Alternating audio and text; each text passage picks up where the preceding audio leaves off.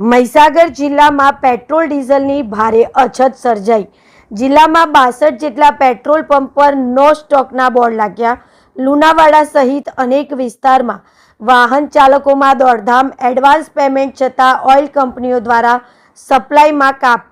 ખેડૂતો, ટ્રેક્ટર ચાલકો અને લગ્ન પ્રસંગવાળા પરિવારો મુશ્કેલીમાં। કડાણા, ખાનપુર, બાલાસિનોર અને વીરપુર બાદ લુણાવાડામાં પણ ઈંધણ ખૂટી પડ્યું। ઘણા પંપો પર માત્ર રોકડમાં જ પેટ્રોલ ડીઝલ આપવામાં આવી રહ્યું છે।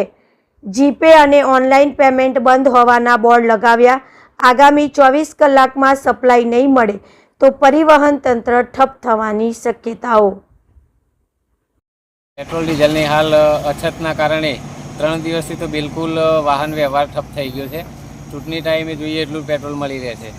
જ્યારે લગ્નની સિઝન ચાલતી હોય ત્યારે લોકો ધરમ ધક્કા ખાઈ પ્રદક્ષિણા કરીને પરત ફરતા હોય વિલંબોટે।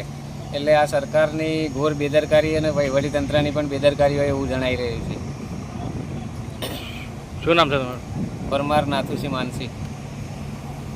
હું પેટ્રોલ પંપ ઉપર પેટ્રોલ લેવા માટે આવ્યો। ત્યાં એક પેટ્રોલ પંપ પર પેટ્રોલ નહોતું, બીજા પેટ્રોલ પંપ પર 3 પેટ્રોલ પંપે વીરપુરના ત્રણ પેટ્રોલ પંપ ઉપર ધક્કા ખાધા। કે મારી ગાડીમાં જે થોડું પેટ્રોલ હતું એ પણ પૂરું થઈ ગયું। આજે લગ્નની સિઝન છે તો પણ કોઈ પણ જગ્યાએ પેટ્રોલ મળતું નથી અને અમારી ગાડીમાંથી પણ પેટ્રોલ પૂરું થઈ ગયું। સરકાર ધ્યાન રાખીને થોડુંક સગવડ વ્યવસ્થા કરાવે તો લોકોને જે પ્રોબ્લેમ છે સોલ્વ થાય। શું નામ છે તમારું? વિક્રમસિંહ ઠાકોર। મહીસાગર જિલ્લામાં છેલ્લા 2 દિવસથી પેટ્રોલ ડીઝલના વેચાણને લઈને ખૂબ તંગી ચાલી રહી છે।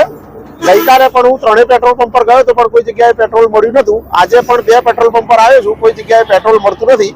આગળ એક બીજા 2 પેટ્રોલ પંપ છે ત્યાં તપાસ કરું છું, કદાચ પેટ્રોલ મળી જાય।